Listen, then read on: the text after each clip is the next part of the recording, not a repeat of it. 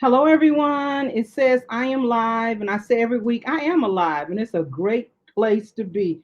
So I am too excited. So welcome, welcome, welcome to Girl, Who Don't You Know? It's my talk show. I'm Marilyn Green, and I'm so happy that you came on. Welcome to the people who are going to hashtag replay this show right here. But I'm excited. So share the feed. Please share the live stream for me, and tell your friends to come on over, sit down, get your soda, get whatever you need to just relax. And because tonight we're gonna have an evening with Kimberla Lawson Roby.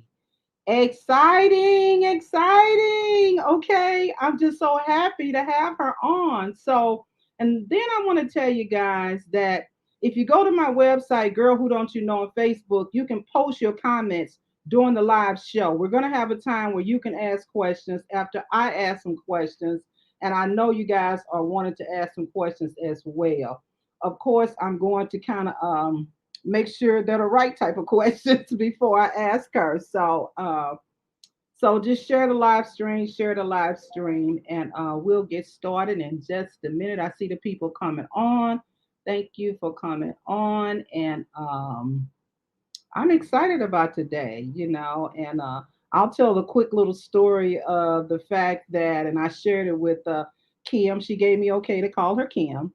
That I'm like, Kim, I didn't know who you were. My show is Girl Who Don't You Know, meaning that I know a lot of people, but I don't know how Kim escaped me and I didn't know her. So I didn't really know her until I went into Barnes Noble and I saw her. And I'm like, OMG, this person is huge. Okay. So here I am with my bucket list being little old me, you know, and I'm like, oh my, I'm gonna have to research this. It's got me a little shaky, but everybody that know me know I don't be strangers. So I can say when I did talk to Kim uh, earlier today, she was just who she is, just a kind person, and she reassured me that everything's gonna be all right. So I'm feeling really super good about that. So I got some comments already. Oh my, let's go for the comments in just a minute. I'm going to give those comments. So hold on one second. And you guys know I say it every week. I'm a baby boomer. I'm not ashamed of it. Please hear me roar. Okay. So, all right. So, without further ado, I'm going to introduce to some, like me, okay, and reintroduce to others who have read her book. So, I'll read this. Kimberla Lawson Roby is a New York Times bestselling author, podcast host, and speaker. In 2020, she was named by USA Today as one of the 100 Black novelists you should read. She has published 28 books so far. Stay tuned. We'll talk about what she's doing. And Essence Magazine stated, Roby knows how to give readers what they want. And I believe that. So I'm going to bring her up. She's a person that just reading her books, I know she was kind. I knew she was transparent. I knew she was genuine. She is all that for real. And she's sitting there and she has on, she's all in Christmassy today. And so I'm going to bring her up and hang on. And I'm going to get this together so I can show it to you. So, Kim, I'm going to bring you up right now. Okay. All right. How are you? Hey, I'm fine. How are Good, you? good. I am good. I'm trying to get rid of this banner thing here, which I'm going to do. Okay. All Mhm. right. Okay. So, Kim, how are I you? am doing well. How are you today? I am good. I am better. Okay. Wonderful. Wonderful to Wonderful. hear. Yeah, so we'll get right into it. But first, I thank you for being my guest. I also have to thank my dear friends, which is your dear friends, Mark and Sharice Hunter, who told me Absolutely. about you, but they left out a little bit of saying who you were. Okay. They just said, you need to get her on your show. I said, okay, fine. I'll get her on my show. It's not a problem. I didn't know. I really did not know. But now that I know, I am so excited about you being here. So, Well, thank you. Thank you for having me. Sure, sure. So, Kim, like I said, she's an author, speaker, and a podcast host. Now, Kim, I'm gonna jump right into it. The first thing I want to know, your name, Kimberla. Tell me Hmm. a little bit about that. That is so different and so nice. So, tell us about that name. Well, thank you. It actually has a story behind it. Most people don't know that. Every now and then, the subject will come up or the question will come up. And so it actually was a typo on my birth certificate. So my mom never would have gone out of her way to name me anything out of the ordinary. My brothers are Willie and Michael. So that tells you she was pretty standard about her names. Yeah. She did mean for it to be Kimberly Marie Lawson. And so it wasn't until I was older and in school and, was really paying attention. You have to sometimes take your birth certificate to school or use it for something else. And I noticed it. And so when I was in high school and getting ready to graduate, she said, I really want your adult records to be correct. So I want to get that changed. And I thought, well, everybody calls me Kim. And, I don't mind having Kimberly. It's different. We can just leave it that way. And so that was Mhm. it. We never talked about it again. So I started using Kimberla on everything. My driver's license, my social security, everything stayed the same. And everything I did from then on. I then needed to order my birth certificate so that I could actually give a registered copy to someone. And I saw that my mom, this was when she had passed away, I saw that she had changed it just like she said all those years ago. And I didn't know it because I just had all my originals. And so because I had changed everything to Kimberla and I was using Kimberla, I had to then go and change it again with the county clerk's office. So Wow. yeah, so if you were to pull my birth certificate, you'll see Kimberla, Kimberly, and then Kimberla again. So Okay, so it's safe to just call you Kim. yes. And Yeah. that would definitely go. So I got a lot of people in the in the chat here, and I'm going to show you a few. Nakia Belly says she is so excited to be in the room, and people are saying good evening. Mary Stapleton Carr and Tim Stewart. Hello there. It's a bunch of hellos. Okay. Hey, hey, everyone. Lanika Lloyd Thomas, also known as Listen. She's Yes. on. Carolyn Patterson says hi, and Roshinda Pickens says Yes. hi. My Ladonna, sis. hello. Hello, hello. And Mary, my cousin, Mary Stapleton is here. It's good to see you, Oh, Mary. hey cousin. Yeah. Let's see who else we got. Okay, she says, and Kim is that all the time, 100, always. She is, I can tell. So, Annabelle, she's a huge fan. She says, hello, Marilyn, but I know she means hello, Kim, as well. So, and let's see what we got here. Love Kimberly Lawson. She is amazing. Oh, my Oh, wow. Rochinda. She's you should have her on at some point too. She is a sister, does this huge Christian sisters conference for women in Kansas City. Oh, I wow. just even by talking to you, just for the few minutes that I have, I just think it would be great for you two to connect. So You know what? I'm going to listen to that. That's how I yeah, got you. Because yeah, I yeah. actually do listen sometimes. so, so who else do we have? I'm gonna get this out the way. Jasmine Watson, hey. We got Daphne Elliott. Boy, they're coming in now. We got hello, beautiful sister. That's her again. I'm Yeah. gonna catch up with you, Miss Yeah. Pinky. And then let's see what else. Kimberla Lawson Roby is beautiful inside and out. Well, that's Oh, my cousin by marriage, but it's like I have that whole other story. All of Will's family members, every single one of them have treated me as though I have the same blood running through my veins with them. So they support wow. me 100%. So That is really good though. That's yeah, really good, because it's the in-law outlaw type things, but ex- I think they in-law on you. and they are, Okay. yeah, it's been all love for 31 years. So I just love all of Wow. them. Yeah. That's beautiful. Anika is all the way in I think she's in Florida. And Oh, she always says, listen, okay. So, and then we have someone else. Good evening, Queens. Tina Marie Pescatori. I hope I got that Hey, right. hey, And good we have evening. one of my favorite people. Do you know this lady, Andrea Angle Short? Oh, thank you. Thank you so much for that. And she's saying nice thing. Love you. Thank you, sis. And Donna Kenneth says, hello, Kimberly. I have most of your books. Now, she's the person who told me, oh, yeah, I know her, Marilyn. You mean you don't know her? I'm like, okay. And she talked about the famous guy we're going to talk about in a few minutes. And let's see here. Pat Freeman Peak says, love you. You are my favorite author. Oh, thank I you mean, so you much, guys are pouring Pat. on the Thank love. So, you. okay, I went through that. I made, let me see, I got one more. Oh my, I am so very excited. Okay, so let's get started now with the questions here. Okay, so all right, we'll put this back up. All right, so let's talk a little bit about writing. Hmm. I think I read that you didn't think that you were going to be an author before. Is this something that you wanted to do, or how did that go? Yeah, so it wasn't a lifelong dream of mine. I knew that writing always felt natural to me. I always enjoyed it from the time I was a small girl. And elementary school teachers were saying, you have a gift for writing, a gift for storytelling. You should really follow through with that as you continue to get older. And I just never paid a whole lot of attention to it.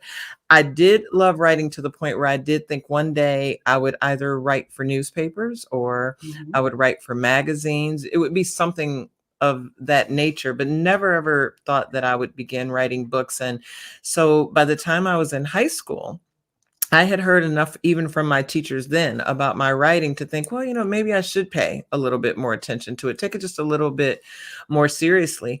But when I started researching the salaries of writers versus people who majored in business, that's when I knew I definitely wasn't going to become a writer. And, there was no way, because I didn't see how I would be able to pay my bills, save for a rainy day, even buy the food that I needed to eat every single weekend. So I moved on. But that's also the reason that every opportunity I get, whether I'm talking to college students or even high school students or even to adults, I'll tell people, figure out what your passions are. And most importantly, figure out your purpose, and don't let money be the deciding factor when you're trying to figure out Mm, what you're supposed to be doing with a big part of the rest of your life. And so I made that mistake. And so I worked in corporate America. I worked for state government. I worked for city government. Some of those jobs I really enjoyed, but for the mhm. most part, it still felt like something was missing most of the time. And it Ah. wasn't until 1995 that I finally sat down and started writing the first book. Oh wow! And you self-published that first book, correct? I did. And that was not my plan either. My hope was to find a literary agent and to find a major New York publisher to acquire my work and take it on. And I was rejected by every single agent and every single publishing house that I submitted to. And I was ready to give up, had made up my mind to move on, was ready to start an MBA program. And my mom just said, I don't know anything about publishing, but I know that we've passed around copies of your manuscript to so many women locally, and they've said they can't put it down. And she said, I just believe that means something and you shouldn't give up. And, but that's my same mom who had me thinking I could do anything from the time Okay, I was a toddler. So, okay, that's a good I, thing. yeah, I heard her, but Mhm. I knew that if the book was awful, my mom would never have told me that. And so, I appreciated that support, but I thought, nah, I'm enough is enough. And then it was my husband who then said, you have this background in business. Why can't you just start your own company and publish the book yourself? And so that's how Wow. self-publishing came about. Right. Speaking of your husband, Mhm. people really read you a lot because they said, "Oh, I know her husband's name." It's like, "Oh, really? Okay." That's before I start reading the newest book. I'm like, Yes, "Okay, his name is Will." Okay, yes, so Will is the wind beneath your wings. he As I, absolutely is. He as I read absolutely it, is. Yes. in your book. Well, that's a good thing. So, thinking about words and writing, I know that when you're writing, you're putting part of yourself on those pages, you Yes. know. And so you got to be in a place where you're either calm, peaceful, or whatever, because what I've read of yours, I feel really just a surge of peace that just comes over me. as I'm reading that, so how do you account for that? What's going on? Do you have a favorite place or what's going on? How do you So do that?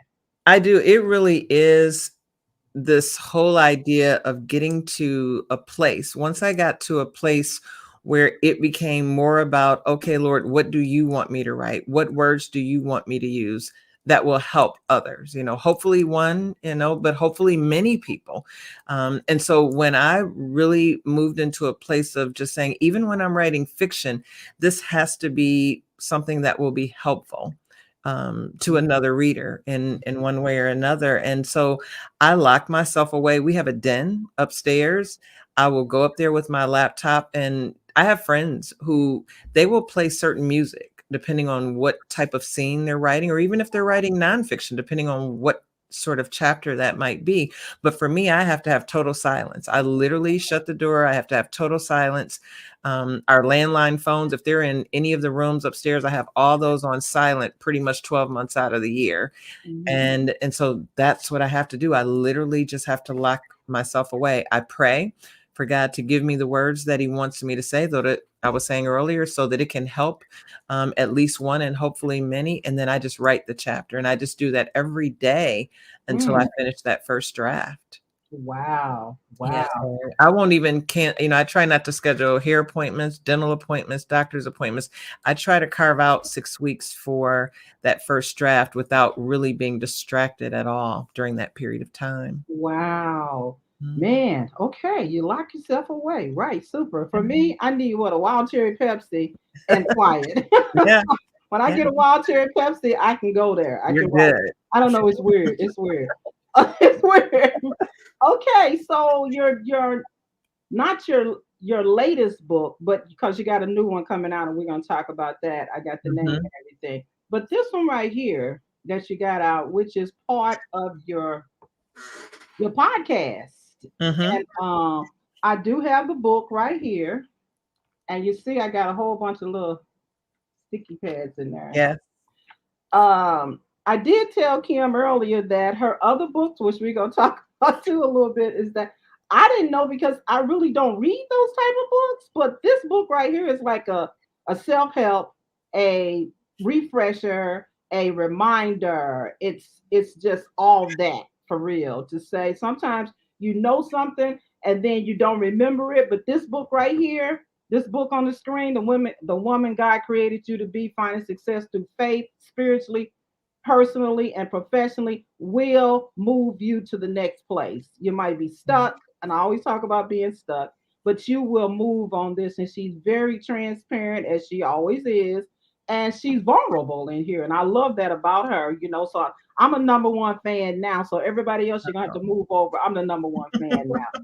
All right, so I'm gonna break this down and bring something out of your chapter that really, your book that really moved me. You talked about in spiritual you the golden rule. Okay. Mhm. And from the golden rule, you said, treat everyone the same. Okay. How do you do that? I know how I do it. How do you do it? How do Right. you treat everybody the Well, same? for me, my mom taught me from the time I was a small girl, as well as my grandparents, treat everyone the way you want to be treated, and to treat people the same. Meaning, if you're talking about the person who is the custodian at Mhm. school, let's just say, when I was a child, that person is on the same level as even the principal in the school, so nobody is any better than another person. And my mom used to tell me all the time, she's like, never ever think you're better than anyone, just know that you're always just as good as them. And so Yeah, I have lived my life that way. And for me, I'm more apt to have the most compassion for somebody who is less fortunate. That's the person I'm really going to try to help. In many cases, even if they never ask me, I just automatically will do it on my own. And so I just feel like if we all treated people the way we want to be treated, this world would be so much of a better place to live in. for sure. That's the amen sister there. Because Mhm. I remember how my mom says you don't know if that guy's going to school at in the day, working at the night, working in the night, and then he's gonna be your boss. Okay. Exactly. So everything is relative. Exactly. So you don't know, and you need to treat everybody the same. Then Yes. you also said, don't focus on what people used to do because you got some used to do's too. Okay. Oh, absolutely, Tell us absolutely. That about we that one. wouldn't, yeah, we've got our own used to do moments because you have those people who they may know someone, they may have known that person 30, 40, 50 years. That person may be one of the best people that you ever want to meet today. And somebody else will say, oh, yeah, but I remember when they used to do this, this, and this. And that Mhm. has always bothered me. That's always been a pet peeve of mine because why not just focus on the good person they have become today? What's wrong with that? Yeah, And so for us, we all have our own secrets. We all have our own sins. We all have our flaws and our failures and things that we've done that we're ashamed of. And if people knew about them, we wouldn't want people talking about them. And so I just think we need to all remember that and be very mindful of it. exactly. You even go into you talk about forgiveness. This kind Yes. of walks right into the lane of just forgiveness. It's almost Yes. a forgiveness. Forget it. You leave it alone. It has no Yes. place in the present because that was the past. Exactly. And it goes right Exactly. into treating everybody the same. So I Mhm. tell you what, you got some more people have come on and they want to shout out to you. So here we go again. Here we go. I got another one. Tina Marie Pescatori says, I enjoy all your books. And then we have Karen Brown Watson. Karen Brown Watson, I love you. Thank you. Thank All right. you. And then we have C. Michelle Payne. Good evening. Kimberly Lawson Roby is my favorite writer. Thank Okay. you. Thank you so much for that. Yeah. Here we go. V. Hunt. Hello to my favorite author. Oh, wow. Oh, hi, V. Yeah, and here we go, another one. Yes, I finally got on. Yolanda, I'm so glad you got on. We've been missing That's you. one of my hometown girls and sissies, one of the best singers that you're probably ever going to meet Wow, wow. right Oh, here at home. So, hometown, Rockford. yeah, Okay, Rockford, Rockford. whoop, whoop. Okay. Okay. So Roshinda, I think I got that right. Picking so Rochinda. focused. Yeah. You have helped so many of us. Okay. And then she says even more here. She says, no, Mary Stapleton Carr said hashtag me too. Okay. Treating everybody the same. That's what I'm thinking, Mary. And Lanika says, definitely Annabelle. So her books have helped me survive the passing of my daughter has been such a blessing to me, truly. Anna tells me the story that she read your books when she was in the hospital with her Oh, daughter, and Anna simply loves you. She was just too excited that you were coming. wow. Wow. I'm so sorry, Anna, too, about your daughter. And thank you for being on tonight. Yeah, and we have hello 815, much love. I know what that means. That's an area code. It is. That's it. That's another hometown sister of mine. All right, and then we have here. I read all your books, some twice. Oh my God, that's a huge fan. Yes. And Thank then you we so much. Yeah, the first book I read was Love, Honor, and Betray. I was hooked, and of almost all your books, you are one of my favorite authors. Continued blessings, Taylor Payne. And Annabelle Wonderful. comes back and said, thank you so much for that. That Thank meant a you. lot Thank to her. you. Yes. Yeah, so all righty then, let's get back to the questions. We're going on to the second part. The second part of her book is personal you, okay? You talked about how your childhood would affect you. I think this is the one for the rest of your life. I think it's the one where you're getting bullied. Is this, am Yes. I in the right one? And Yes. let me just say my story real quick. My son was getting bullied the same way somewhat. And I came up to the school just like your mother came up to the school. And I'm like, you better not mess with my son anymore. So Yeah. tell us about that story. And then the outcome of it and what happened after your mother came up. That was just too funny. Go Yes, it is. Oh, I was in second grade, and there were two girls that I thought I was friends with. Both, interestingly enough, both of them were Lisas.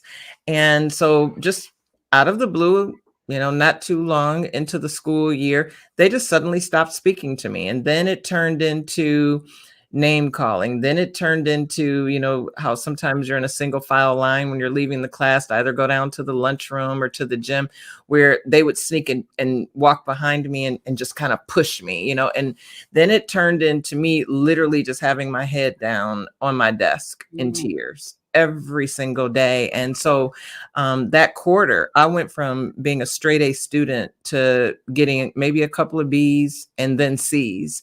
Mm. And the teacher saying, to my parents, Kim mostly cries every single day at school. And the teacher had been told why. And nobody was doing anything about it. The principal, nobody was doing anything about it. I was afraid to go out at recess. I mean, that's literally the life I lived in second grade. Most people would never even imagine. And it was literally one of the worst feelings in the world. And so finally, when nothing was being done about it, my mom took off, just a small period of time from work. She came up to the school. And so on the playground, she asked me what time recess was. She wanted to confirm that. Yeah. And so we had like a wire fence around the Mm-hmm. big part of the playground. So she parked on the grass outside of the fence, didn't come onto the playground. I saw her and she begged for me to come over. And so when I went over, she said, "Where are the two Lisas, that have been bothering you?" And so she said, "Ask them to come here." And so I went and got them. And I said, "My mom wants to talk to you." They followed me over there. And she said, basically, don't ever lay your hands on my daughter ever again, or you're going to have to answer to me. That's literally it. There was nothing harsh to them. It was plain and simple. And so she got in her car and left. That was the end of it. Like nobody ever talked about it. No teachers, no principals, no anything. But as we were walking back toward the door, walking back onto the This the funny. playground, This the yeah. funny So part. This the funny. yeah, Go ahead. yeah. Go So ahead. It's then the funny. two Lisas, they were like, "Why did you have to tell her? We were going to make up with you today anyway," So it's like, really, in my mind, even as a kid, no, they weren't going to, but that terrified them enough. And I never had any problems for the rest of that school year after that Wow. happened. Yeah, Wow. I mean, I tell people bullies, they need an audience. So they the do. two Lisas had to get together. So yeah, Yeah. I thought that was interesting how they said, we're gonna make up with you anyway. And I was like, Yeah. don't It's like, bring your why did mama you have back to here. tell her? Yeah. Don't bring your mama back up here no more. We can't take it. Okay. So I thought that was too funny and stuff, Yeah. And you because never then forget. I mean, I'm at the age, I'm 56 years old, and I can picture my bully's first last name and their faces right now today, because that's how traumatizing it was for me. wow, wow. And let me just stay on that a little bit. When you do see them, you push yourself past it. Hmm. Okay, you push Hmm. yourself past it. And do the faces come up in certain times, or when do they come up? I mean, No. I'm Well, not a therapist, but go ahead. Well, it was traumatizing then, and I've never forgotten about it, but it never bothers me. One of them, I was able to move on. I would see on a regular basis throughout some of my 20s and 30s, and I could laugh and talk with her just fine. I mean, my life was fine. I moved on from it, but I just never forgot what that felt like. Wow, wow. Yeah. Well, your friend, she said I can relate to being bullied. Wow. Mhm. Okay.